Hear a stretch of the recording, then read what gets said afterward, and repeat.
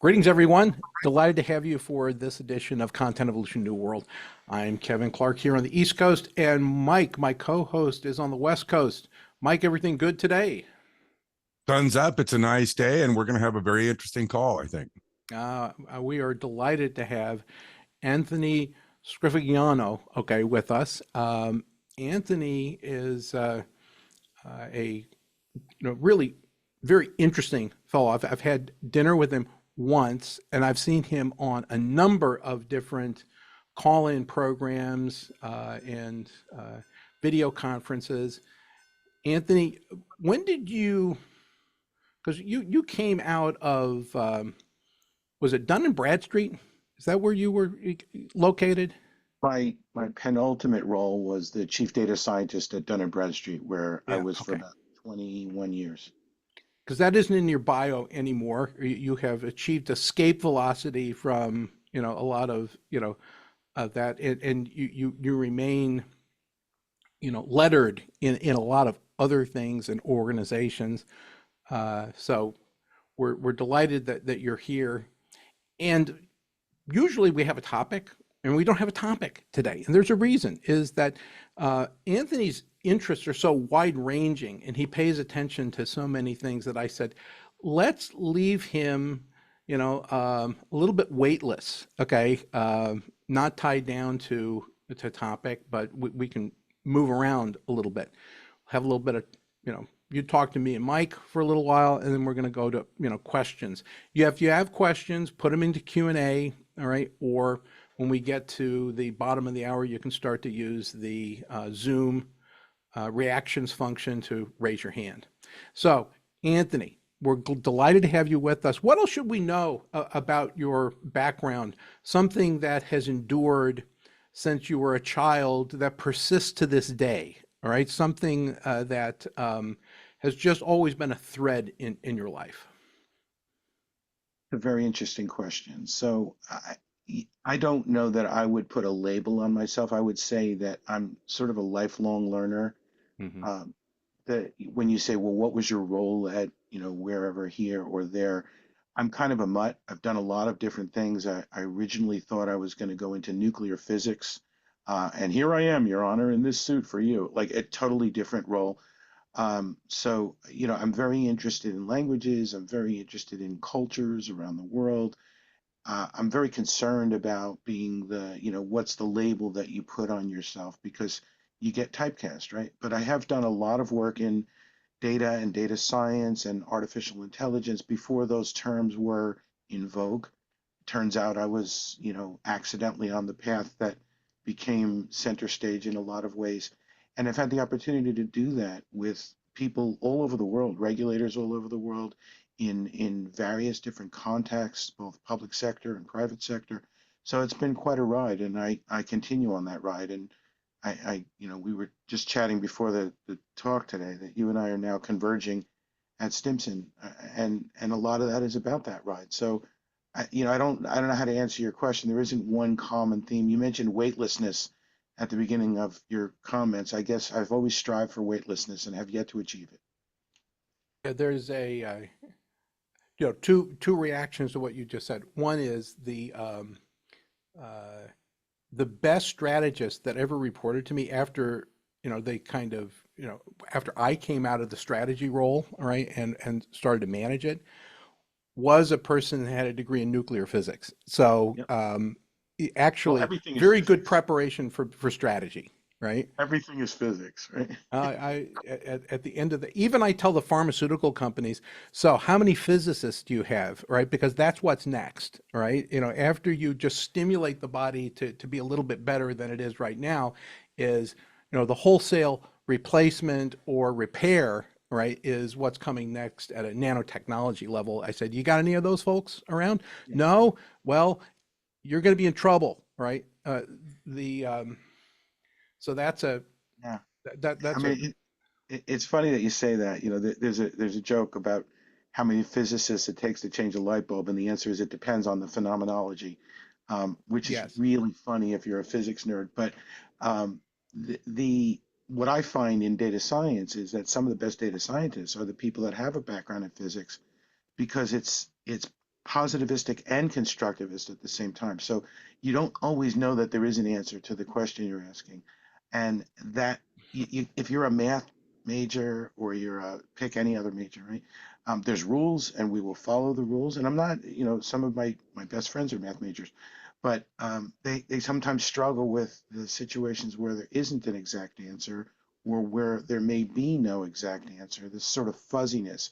And physics, especially, the edges of physics are all about that. So it's an interesting parallel. Absolutely. The second thing is, and I think you and I kind of share this, is there was a book that was written by the head of creative for Hallmark called Orbiting the Giant Hairball, right? And what he said was, look, I never landed on Planet Hallmark because it's a giant hairball.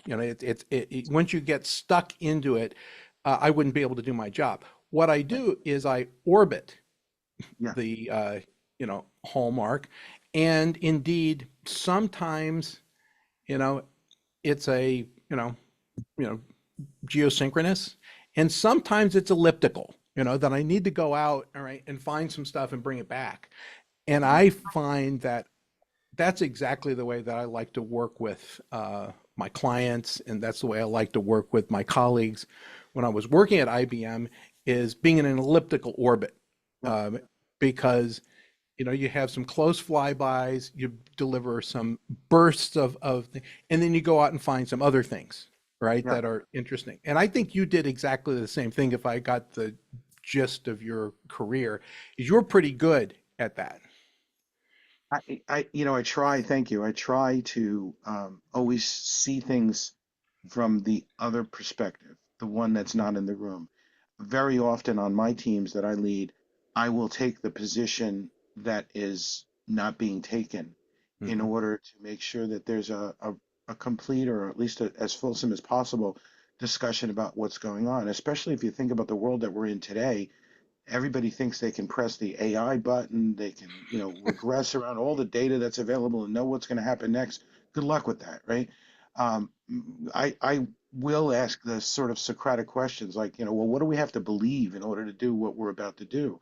And then people look at you like, we don't have time for this nonsense. And what I'm thinking is you don't have time to not ask that question. But you have to be very careful when you do things like that because some people don't have the patience for it and they think you're being pedantic and it's not. It's really important to think about the voices and the opinions that are not being represented. And increasingly, the off-the-shelf best, what's referred to as best practice answers, Yeah. um, are going to be, the toy box of misfits, okay, going forward, because the circumstances are presenting themselves that are, really force you to have, get rid of the unjustified assumptions and start moving toward next practices, because Absolutely. the Yeah. number of things that are changing, and the fitness landscape is changing so rapidly that just going back and saying, well, this worked before, is not necessarily the right way to look at it, right? So. A great example I love to cite is in the middle of COVID. So when COVID started Mhm. to happen, there was all kinds of supply chain disruption all over the world. COVID didn't happen at one time in one place. It happened and then it sort of progressed around the world. And as each part of the world experienced it, they sort of inartfully bumped into the next part of the world while they tried to learn something from the last part of the world, Uh-huh. even though we think it happened all at once in the middle of all of that craziness where people were trying to use data to understand supply chain dynamics and all of the epidemiology and all these things that were happening, there's a ship stuck in the middle of the Suez Canal. What? That had nothing to do with COVID, and it had everything to do with the response, the inartful response. You can't tell me that you have a magic AI button that you're going to press that's going to help you react to something like that. You need to get a bunch of smart people in the room that understand how to abstract what they know to something that is historically unprecedented and make a decision. You don't have time to make a perfect decision. the dirty little secret, I have this concept I call decision elasticity. How wrong can you be and still make the decision you're about to make? All you have to do is know that you have enough wiggle room in the decision you're making to move forward. And that's kind of how we live our life, right? We never have perfect information. Yeah, the in the subsection of market research people who do both qualitative and quantitative, the ranks of those people in enterprise has shrunk over the years, and I point to one primary reason for that happening is that the research that's done is continues to push the envelope. It's state of the art, and that's great. But when you walk in to the person who chartered it or asked you to do it, and you say, "Here's what I found," and you walk out, right? Because here are the insights. It's not completed staff work unless you say, "Here's what I found, and here are the one, two, or three things that you could do about it." And in fact, the people who don't do completed staff work, they have been discharged from the ranks of, businesses, organizations, and so on and so forth, um, because it's not part of the training, right? The ones that have adapted forward and are able to both do the research, do it faster, get inside the decision cycle, and make those recommendations are the ones that are surviving today and thriving. The sad reality of surviving and thriving is sometimes you have to let the Wookiee win, right? So when people ask you to do research, Yeah. they want you to go back and conclude what their a priori conclusion was, what they thought was true. And Mm-hmm. what I have found is that if you can realize that you're in a situation like that and frame your advice in a way that is inclusive of their view of the world, I'm not saying you manipulate them, but you embrace what they're saying because they believe it for a reason. They're not usually just picking things out of thin air. They Yeah. believe what they believe for a reason. And if you can find a way to make your advice part of their pre-constructed view of the world, they're more likely to hear what you're saying. It's not an easy thing to do. And I like to say, I was in management consulting. I was at Deloitte for many years Mm-hmm. before Dun& and Bradstreet. And you learn a lot in an environment like that. And one of the things that you learn is that person sitting across the table already thinks they know the answer and they're just paying you so that they can blame you if they're wrong or something like that, right? So you I'll have tell you, to, I think that is the top line of most of the billing fees yeah, for well, the really big consultancies is, yeah, we're about to make this decision, but we would like to be able to say that, this right. consulting company told us to do it. All right. And Without fueling that fire, right? yeah, What with the clients where I had a good relationship, I would try to say something like, "Look, my job is to help you make new mistakes." Right? Like exactly. That's I, good. I do understand. Like this is probably the first time you've done this. It might be the seventh or eighth time I've done this, and I'm not sitting here saying I have the perfect answer or the perfect playbook or the perfect methodology. What I'm saying is that I've learned from those things, and maybe together we can do something where you can stand on the shoulders of all of those other people.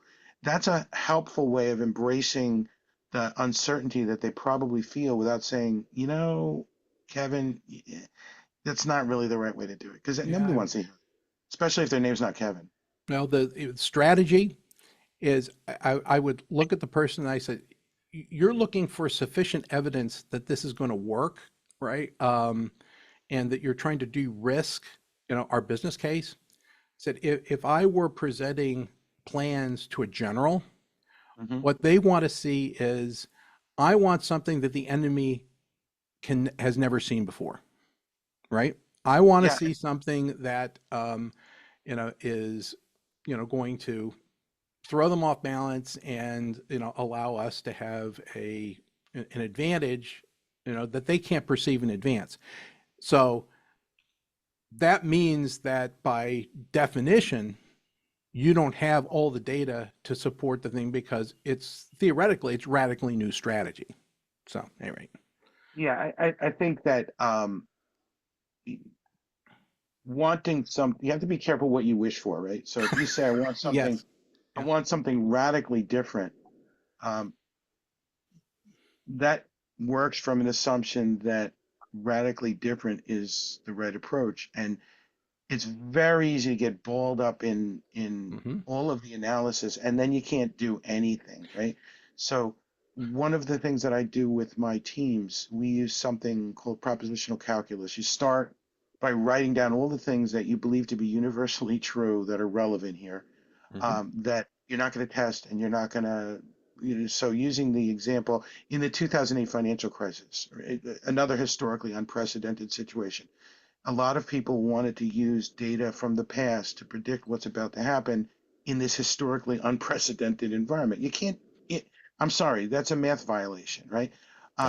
Right. But what you can do is you can say, all right, we believe that when there is more money in the system, this is what happens to interest rates. When there is less money available to borrow, this is what happens to price elasticity. And these things have been sort of accepted by economists, and we've learned them in school. And so we're not going to test those things. We're going to work on our strategy based on these assumptions with those axiomatic truths. And it gives you a way to take a step forward, getting back to physics. I believe that, gravity exists. I'm not going to try to prove gravity, right? We still haven't, by the way. But I'm gonna kind of work. I love that people laugh when I say things like that. You know who you are. But I'm gonna work from that assumption and move on. Otherwise, I can't do anything. I can't move. okay, got it. Mike, toss the hosting back to me and join the conversation. We're and by the way, when I challenge people on something radically different, is I'm just trying to get them to the center. I'm not trying to get them all the way to go nuts. Right?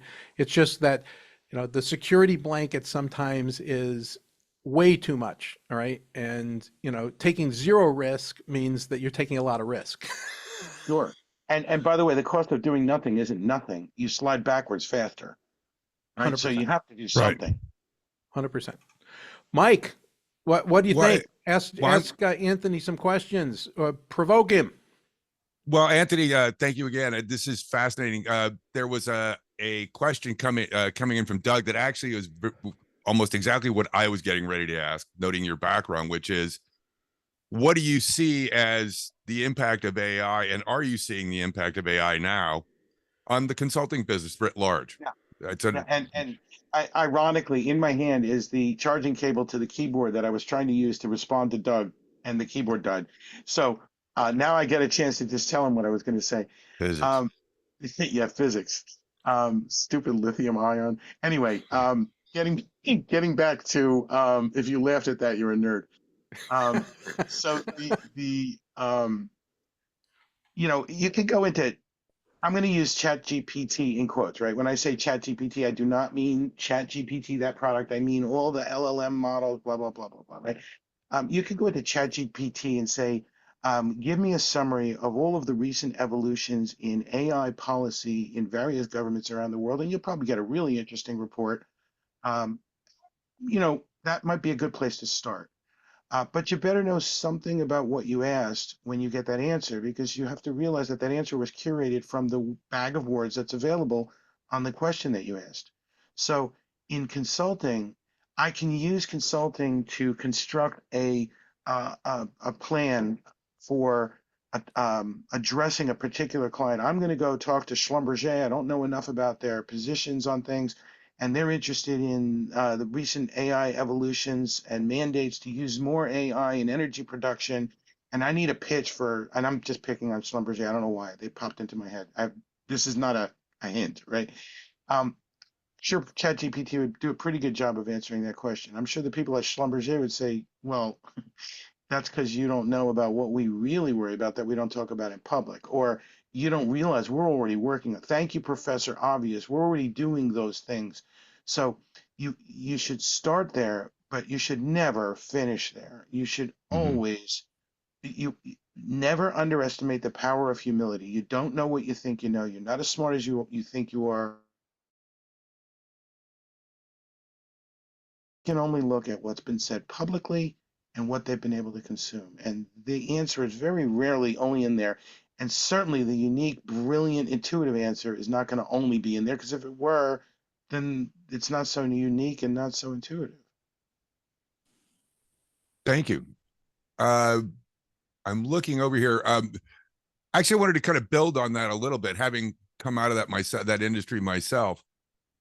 I don't see the relationship, or what is believed to be the relationship from the consulting companies, really changing that much, right? You were describing earlier on that notion that you're going to be coming into this with some of these tools to move, not at, move fast and break things, but rather than say, you'd like to know what the trends will be in smartphone distribution in 5 years. And then you could spend 2 months, doing crunching some numbers, writing a report. Whereas I think increasingly clients are just going to I want to keep knowing what the smartphone trend is in any country in the world in the next 30 days. So I need you to be more engaged. I think it's this notion of the ivory tower has to be that analysts that sit there and kind of spew stuff out once a quarter. Well, It's much more like a day-to-day. Well, I'm sorry, go ahead. Maybe that was yeah, enough of no, a no, I'm question. sorry. I'm I'm doing Stupid. the Italian thing and reacting to what you're saying while you're saying it, and it sounds like an interruption. I'm sorry. Did I let you finish your thought? Yes, you did. It was a poorly Okay. phrased question. So no, it wasn't.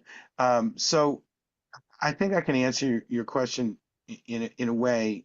There's a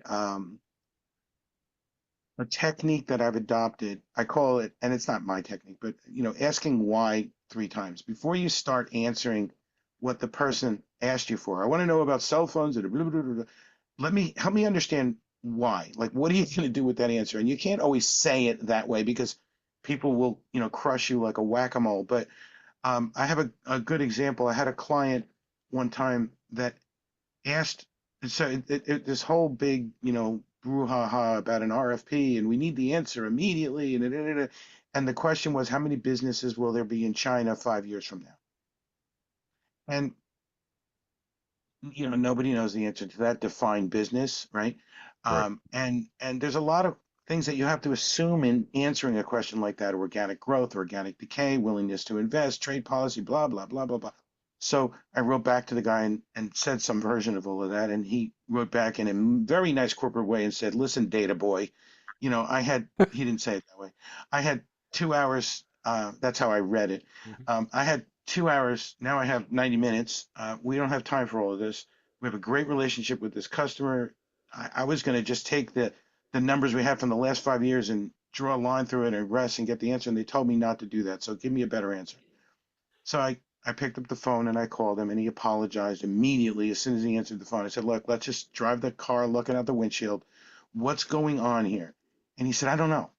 This is a question we have to answer, and we can't submit the proposal without the answer to this question, which doesn't appear to have anything to do with what we're proposing here." So we made a deal that I would do all that math that I said and give him something really impressive that he would probably throw away, but he'd have an answer and the backup if he let me talk to this guy the following week. So I got on the phone with the guy, and it was an insurance company. And I don't think I'm giving anything away here. I've talked about this publicly. Wonderful guy.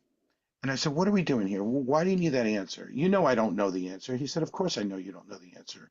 And I said, "Well, why did you ask me the question?" He said, "Because my boss wants that answer from me, and I figured I'd make you answer it, and that way I can blame you when it's wrong."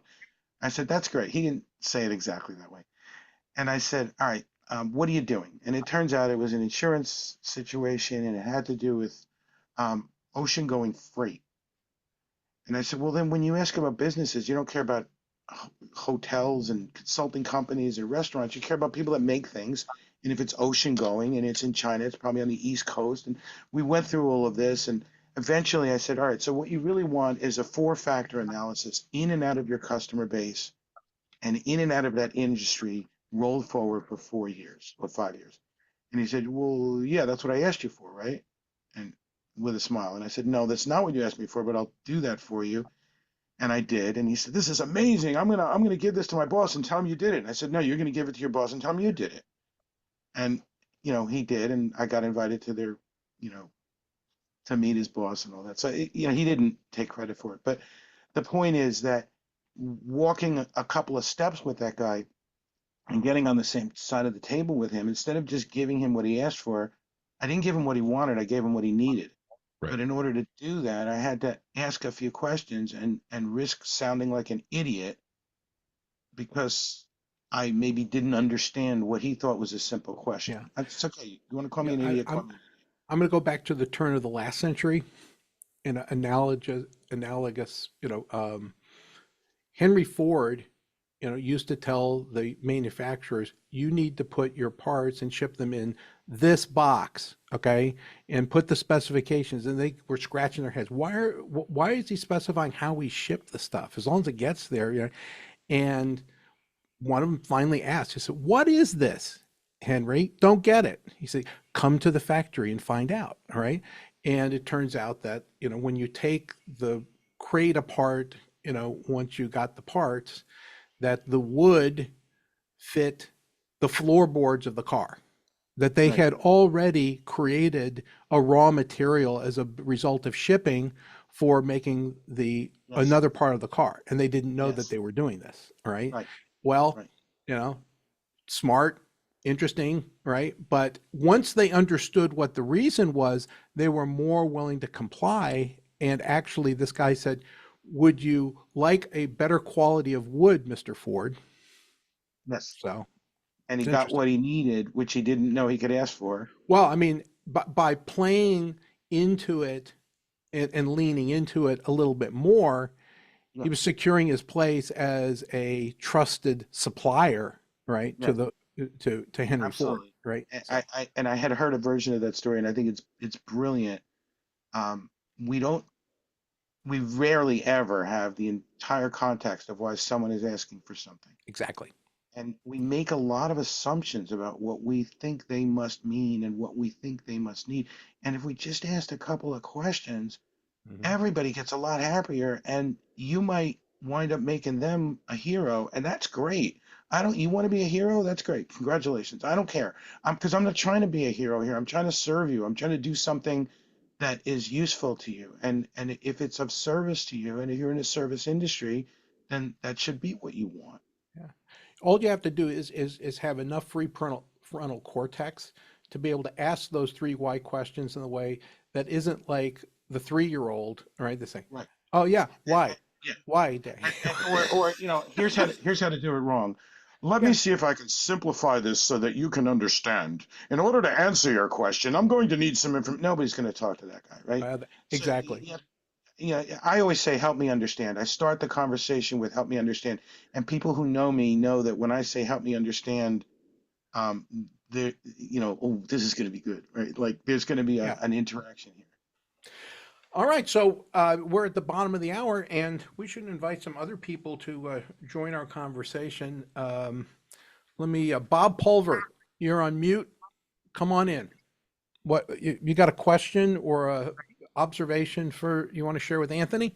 Well, first of all, thank you, Anthony. That was really insightful. When I think about consulting, I mean, I avoided consulting officially. I did some consulting at IBM, but it's not like the consulting that I know my brother did at Accenture and others. Um, so my niece has a job offer from a Big Four. She's supposed to start in the fall. Um, a year ago, about this time, she was interviewing for her last summer's internship. And through my nudging in the project that she was asked to do, I suggested that she try to use AI and just see what kind of results she gets. When she went into the interview to present her results, she showed all her own work, which she spent hours and hours doing. Um, and then on the final slide, she just did a side by side. This is me working by myself, doing all the research and da da da. And then this is what I did using a couple different AI tools step by step. and then total, labor cost, this took me, 26 hours, and this took me 30 minutes, right?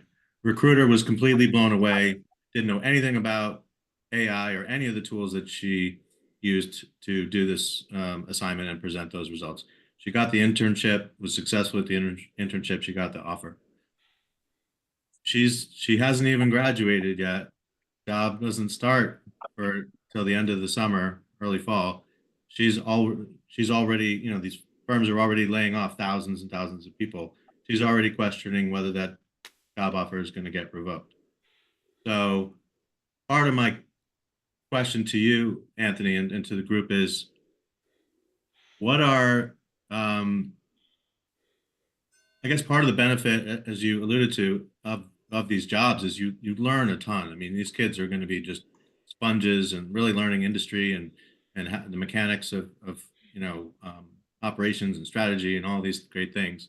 So what are junior, young talent, future workforce folks supposed to do when those kinds of jobs are essentially redirected to digital labor, and how quickly can we integrate them into some of these jobs that we expect in, say 2027, 2030.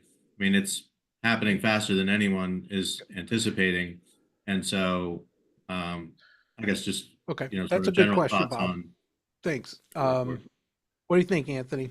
I have a reaction for Bob too that is more enduring rather than skill based. But go ahead, Anthony, you first.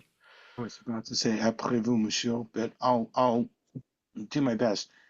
First of all, when you were telling that story, I was thinking, well, I would hire her in a heartbeat, because she had the um, ability to not take the easy road. The easy road would be, well, I'll just use AI, right? And that's where the answer is. And what I really am very interested in is that delta between what she, with her brain and her human inference, concluded versus what asking the internet concluded. Depending on the question, if it's a question about the history of the Crimean War, then just go ask the internet, right? Because unless it's an inferential kind of thing, how do you feel? You'll probably get more information than you knew or than you were going to find in your own research. But if it's about recommendations for a client, if it's about the kinds of things that consultants do, then what I would hope is that the future of consulting is not that they deliver deliverables that were produced by AI, but rather that the 80% of the obvious stuff was done by AI, allowing for those brilliant people they hire to use their amazing human brains to do that other 20%, 90% better, because they're not wasting their time doing things that were really obvious and easily concluded. So, I think that the future of I'll call us practitioners, the future of these types of practitioners is that the practice becomes more clinical. You have an overwhelming amount of information that you couldn't possibly consume.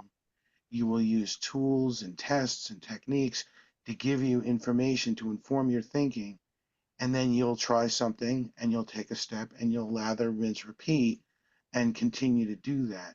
We have to get better at not replacing what we do with these tools, but allowing these tools to give us a platform to stand on to do things we don't have time to do today.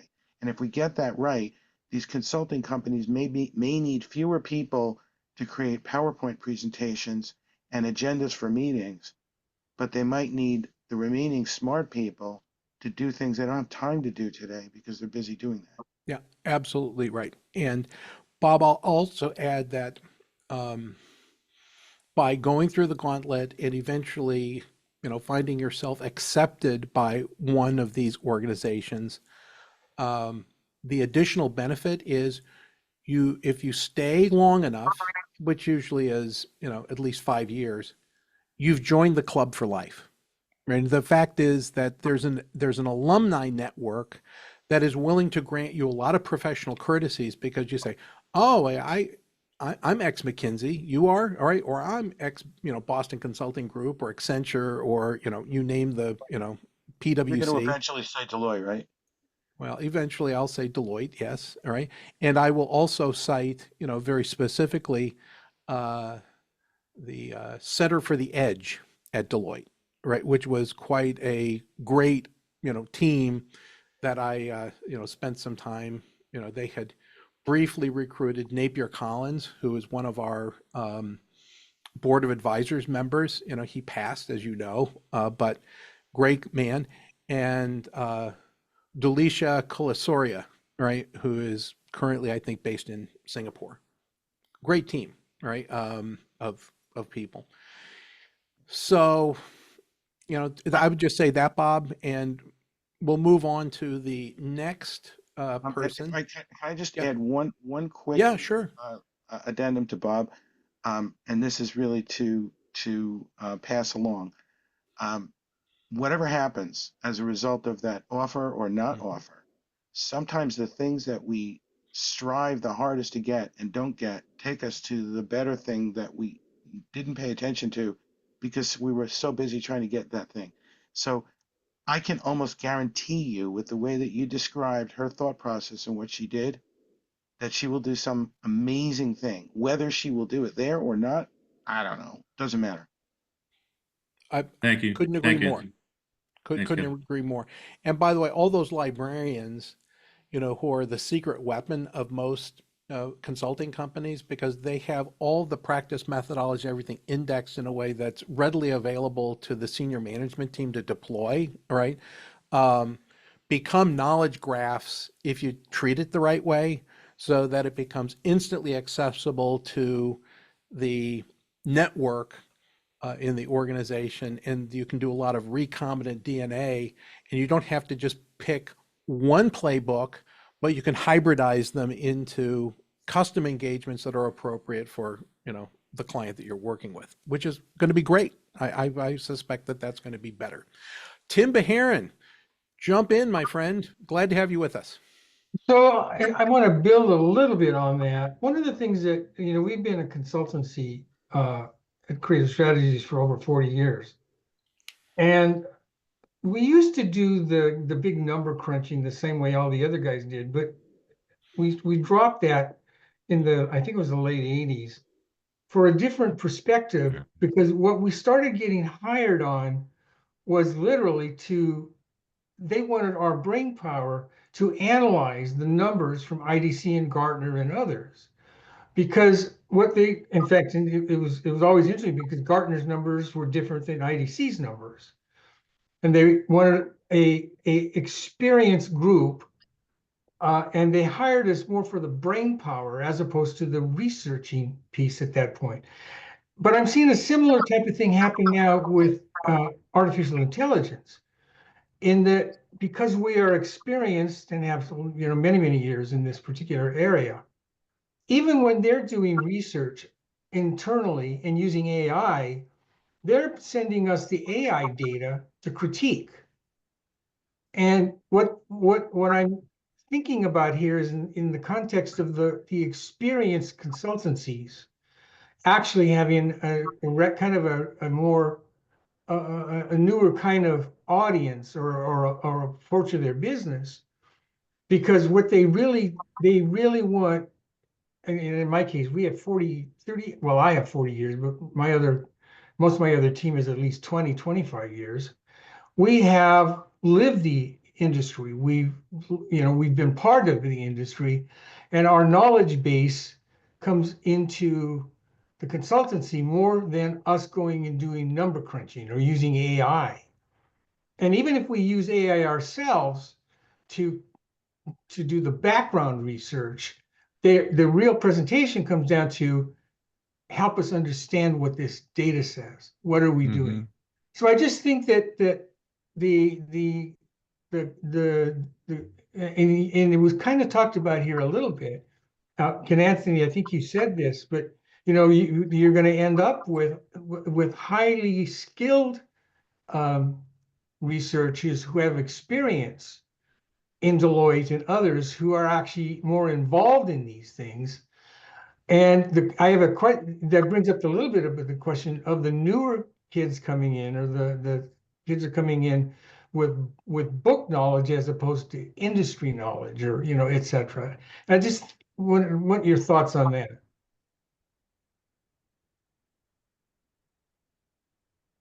I have to unpack that. Um, I think that the people coming into this industry today are going to need, it's not a this or that skill set. I think it's a this and that skill set.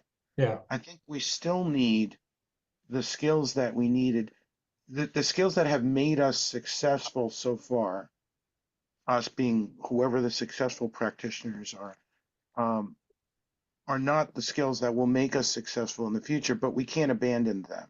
right. You still need the ability to write a complete sentence in the English language. You still need the ability to look at another human being and hear what they're saying and abstract it to what you're about to say. These things aren't going away.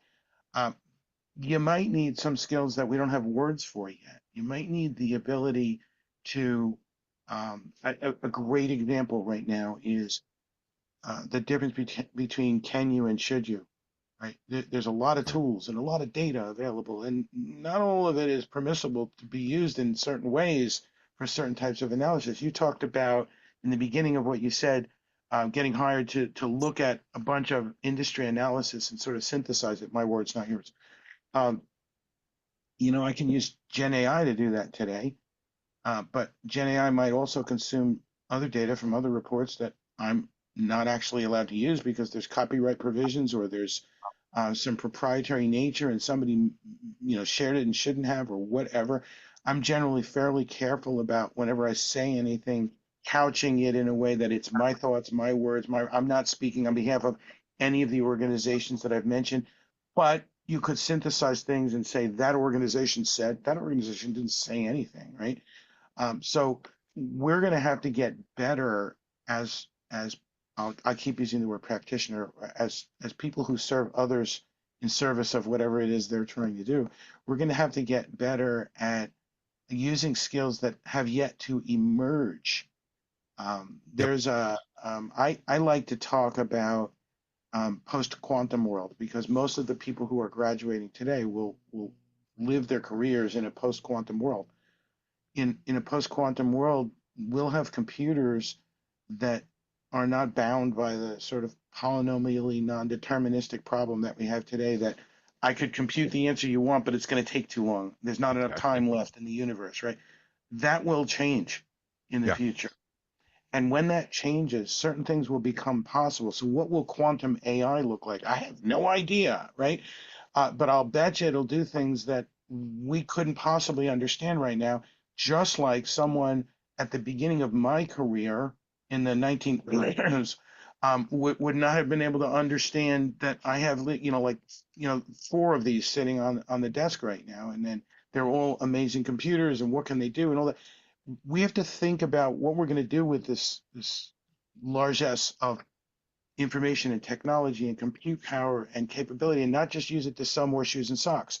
Not that it's not important to sell shoes and socks, but there are unknown, unmet needs out there, and we've got to go after those too. Yeah. I would add from our call last week where we were talking about AI Turing test, what is the, notion of actual AGI, artificial general intelligence, is we came to, one of the conclusions was that, you're going to blow through the Turing test, right? It's a little anthropomorphic, but when you start to, cook it up with the computing power that you're talking about, is it'll be discernibly better than talking to a human being, right? And, therefore, there's a different standard that you kind of go, oh, I know I'm talking to a different typology of intelligence here, right? And, the fact that I can discern that it's not human, right, is actually a beyond Turing, right, notion. So, Yeah, I'm smiling because I don't know if it'll be better. I know it'll be different. is that, well, I when I say better, I'm just saying that you're exactly right. It will be an intelligence unto itself, right, and discernibly so. Yeah, the irony that many have pointed out is that the Turing test has shifted from being able to ask an AI agent a question so that we can determine that we're talking to a machine. Now the machines ask us a question to determine that they are talking to a human. Yeah. And, Yeah. when did that happen? I don't know. Well, that's I why we're going to talk to Doug Houlihan next, right? Who writes about applying this stuff in medicine. And he says, well, right now you're going to get sued if you use AI for doing a diagnosis. And then we're going to flip in about 5 years to you're going to get sued if you didn't use it, all right, to augment your diagnosis. Well, Doug? yeah, and there's already a lot of situations where, especially in programmatic trading and stuff Yep. like that, where people are called on the question to explain why the position they took, which was different than what the AI said, turned out to be wrong, and then they get called on the carpet. Whereas when the reverse is true, and the AI decision turned out to be wrong, and the human made the right decision, you can't always ask the AI because of the explainability problem. You could ask, but you wouldn't understand the answer, right? None of us would. Um, this is a very real problem. There are cases that we don't have time to get into here where people have tried to use AI to make better recommendations for parole boards and for Yep. other things where there's real human, life and limb on the line. And you can prove mathematically that you're making a decision that's at least as good as, if not better than, a bunch of humans trying to do the same thing. But God help you when you're wrong. And that's a very, we can't lose the humanity in all of this. Alan Turing, genius and not treated well by history, by the way. Right. But um, I would love to have a conversation with him. I probably would, my head would probably explode, but I'd love to have a conversation with him about the context of how the work that he did applies to today.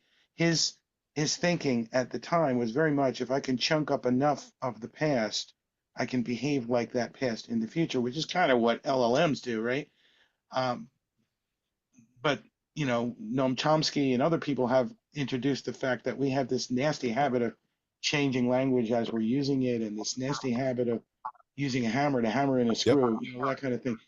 Very hard for machines to do that so far. Yeah, that's why Daniel Dennett's stuff got challenged, all right, in terms of being able to move your intelligence from point A to point B. Doug, then Robert. Yeah, I'm really enjoying this conversation. And, I'm an engineer by training. I worked at Motorola and Nokia for 33 years, 4 of those years on automated vehicle technology. But I always have a passion for physics, and I put some of the quotes from What is Reality and then How It Reacts. But I think this concept about consultants, right, with Doge coming in, I mean, in one sense, consultants hire other consultants, it's kind of this so the question is, how will Doge impact the consulting business? How will AI impact the consulting business? And I'm reminded of this quote by Dr. Wagner of Harvard Medical, said any doctor that can be replaced by a computer should be Should be. replaced by a computer. And so any consultant that can be replaced by by a chat GPT AI should be replaced, Yeah. right? And so, I really like that example of, the person, this niece who, she did 20 hours of research, right? And then she used AI to show that it could be equivalent. But I would argue that her 20 hours of expertise let her fact check and make sure that that 30 minutes was correct. And so my question to you is, how do we use AI to amplify the things that we don't need to worry about, but use the expertise of humanity, the humans, the fact checkers, fact check the AI, making sure that the AI is correct and not going to do more harm than good.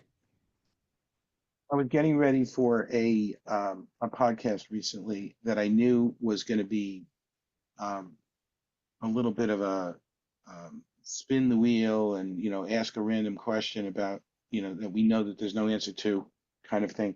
Not at all like this, by the way. This is amazing.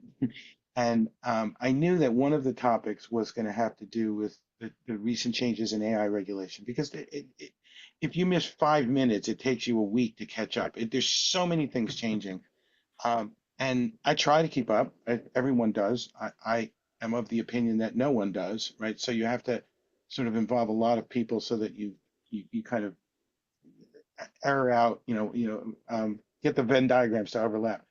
Um, Before I went on that podcast, I'm not going to lie, I went on Gen AI and I said, what are the recent evolutions and blah, blah, blah, and I asked a bunch of questions and I kind of I'm fairly decent at prompt engineering, so I kind of refined it and I got my answer. And I knew the answer was wrong. It didn't have enough information about China. It didn't have enough information about Malaysia. It didn't have enough information about certain countries in Eastern Europe that I knew about.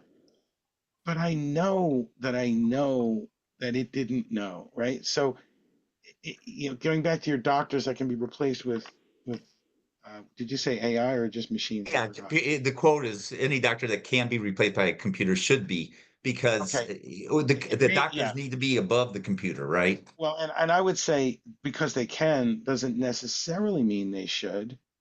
The machine is going to make the average decision. I have a relative who is a pharmacist, and in frustration one time, she was talking about how there's a reason why we have pharmacists, and you don't just sort of go in and have a push a button and get your prescription. And she said, people don't come into the pharmacy with an aspirin deficiency. They come in with a headache, right? And some of those headaches should be treated with aspirin, and some of them that aspirin will kill them, right? Not that you need a pharmacist to get the aspirin, but the point being that there's a reason why some of those drugs are behind a counter and there's a human being involved. And I'm not sure I just want the AI saying, yeah, go ahead, should be fine on average, right? I do want a little bit of that humanity in there, but the point is still well taken. And I think a lot of times people say things like that to shake things up and to make you wake up and pay attention. The devil's in the details, right? Yep. Thank you. Robert, jump in. You're on mute.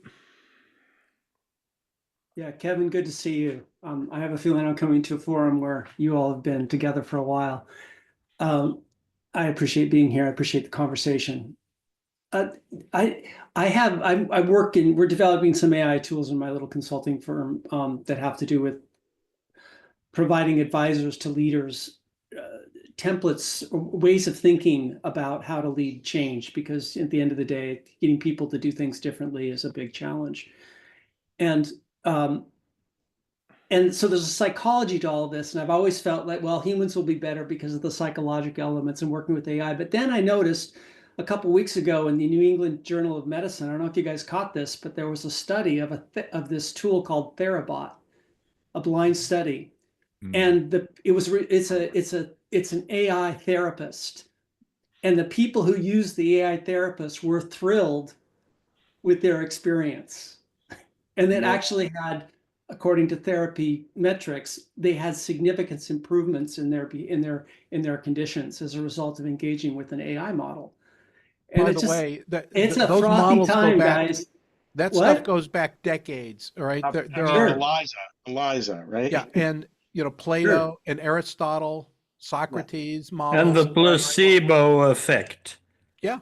Sure. Sure. But there's the movie Her, which you guys have probably all seen, right? With Joaquin Phoenix, etc. All I'm saying, I'm not making any conclusions. I'm just saying it's a very, very frothy time. Yeah. Oh, yeah. And the fact that a study like that, look at everybody jumped in with their we had like 7 different names that just got thrown out there in a second. It kind of doesn't matter what we think if, all of those people were able to use that and feel like they had a good Benefited. experience. Right. It's not going to go away. And so what I would let me backtrack for 1 second.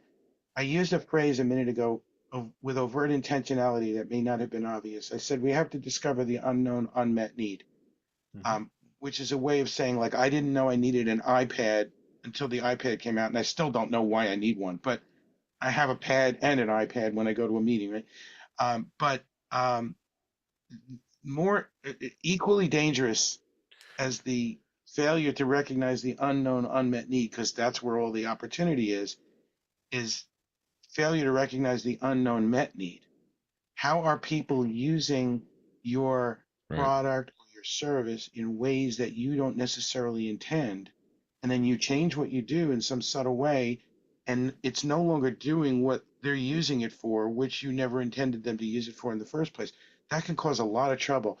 The reason I kind of cringed a little bit when you mentioned Therabot was I get it, what they're trying to do. I think I do. And I'm a little concerned about people pouring their hearts out to a Gen AI model that's going to use transformers and suck all their words into math and use that math. Like, there's got to be implications to that.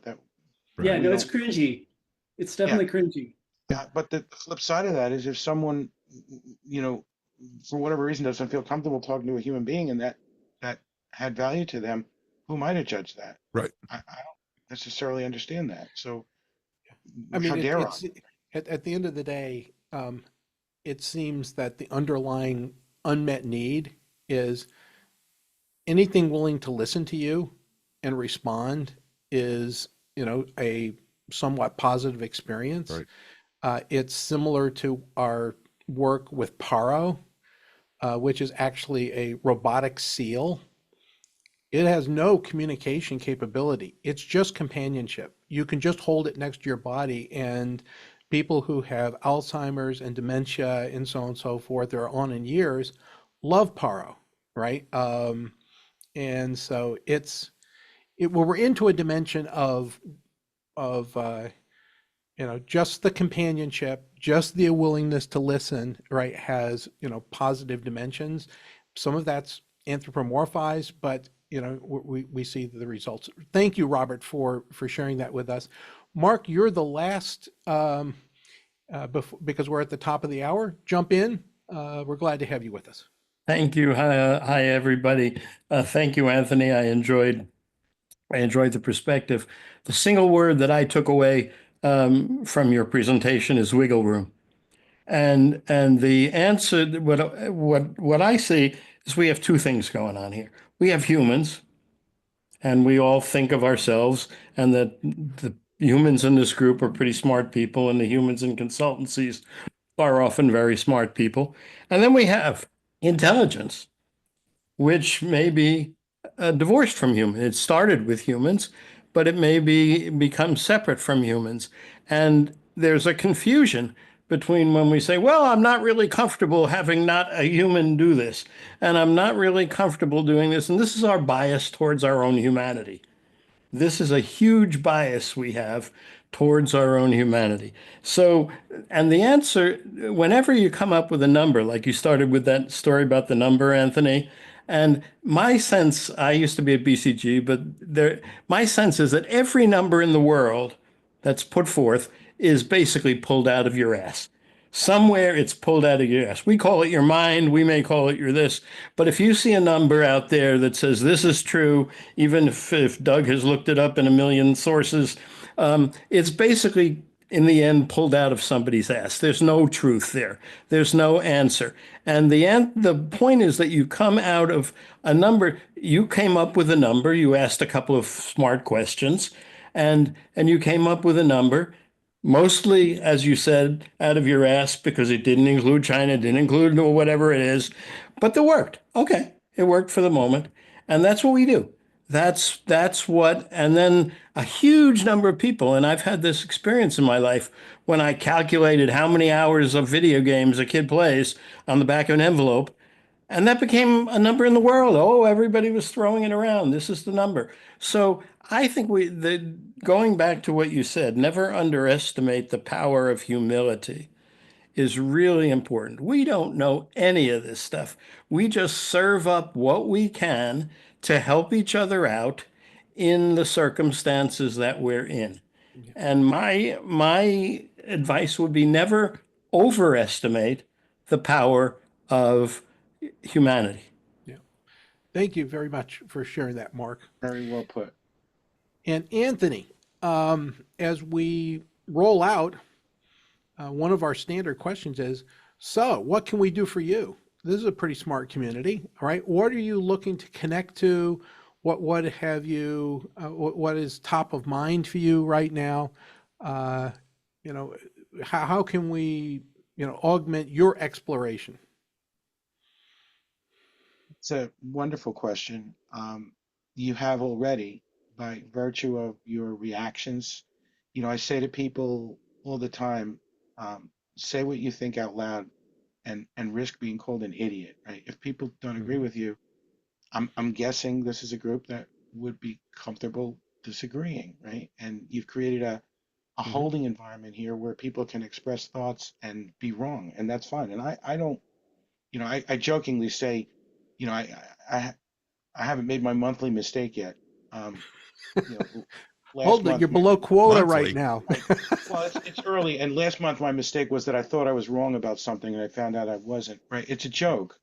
We're wrong all the time, and what we need to be able to do is to be human. And I say all the time that we're not human doings, we're human beings, right?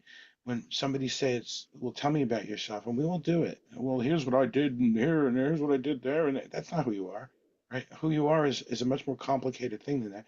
So to answer your question in way too many words, which I'm already doing, Hmm. um, take me to task. I'm on LinkedIn. I say stuff a lot. I mean, please don't like troll me, but like if you want to add nicely with an and not a but to something I'm saying, I would love that.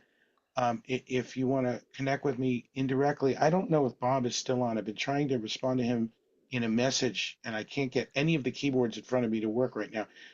But his niece, if you can get a message to him, I don't think he's on anymore. Tell her to No, connect Bob with me. Pulver left, but I Yeah, have connection to him. tell her to connect with me. And I Okay. would say this to anyone else as well. If you think what I'm saying is relevant, connect with me, and I would be honored to be part of whatever you think overlaps between my world and your world. And that makes us all better because then I get to learn about the amazing stuff you're doing that we didn't get a chance to talk about. Well, it was only an hour, but we we'll have you back. All right, go do a couple more elliptical orbits, and we'll see what's going on. It was a delight to have you with us, Mike. You have the last word. Well, thank you very much. And Anthony, really a real pleasure. And as you were speaking, I realized one of the great, this is why these calls are fun, right? There was a flash where you were talking about we have to start developing, educating and getting people experiences that allow them to deal with things that are completely novel, and especially the results of some of what these systems will spew out. And it makes me, my thought was, and this is something maybe we could have a future discussion on this call, which is maybe now I'm realizing I think we have the whole ethics and morality thing about AI completely ass backwards. Yep, This is we do. what we're seeing. We've talked about this call where what we see now is it's mostly about compliance, right? And it's about Which is making so sad. Which is making so us, sad. it's supposed to make us feel better about this, right? And I'm beginning to realize this. Your comment earlier was like, oh shit, that. Sorry, Kevin. It's all right. We're not framing this the right We're, way, and that may be an interesting Well, topic we're for future we're discussion. we're teaching to the test. well, Believe that. and we're also we're focused on the things that will keep us from getting in trouble, Hmm. which Correct. is like the lowest low bar there is. Exactly. The classic example is everybody wants their devices and their applications to be highly customized to infer what they want from what little they said, and they also want privacy. Well, those are opposite things to want, and you got to think about the implications of the fact that you went into your email and you got a whole bunch of offers for things that you just searched on. Well, how did that happen? There's the regulators. I'm a scuba diver. We were talking before about skiing, right? I'm also a scuba diver. That regulator is pretty important. If you don't have a Mhm. regulator, your lungs will blow Yeah. up. But if it regulates everything, you can't breathe. Correct. And so we have to work with the regulators to help them do a better job of regulating, because right now they're really focused on creating the AI version of GDPR, which is Yep. not going to work for a million reasons, right? We got to get better than that. Well, thank you so much for being with us today. Everyone, we're delighted that you could join us for this edition of Content Evolution New World, and we look forward to next week. And everything you do, be intentional. Thanks.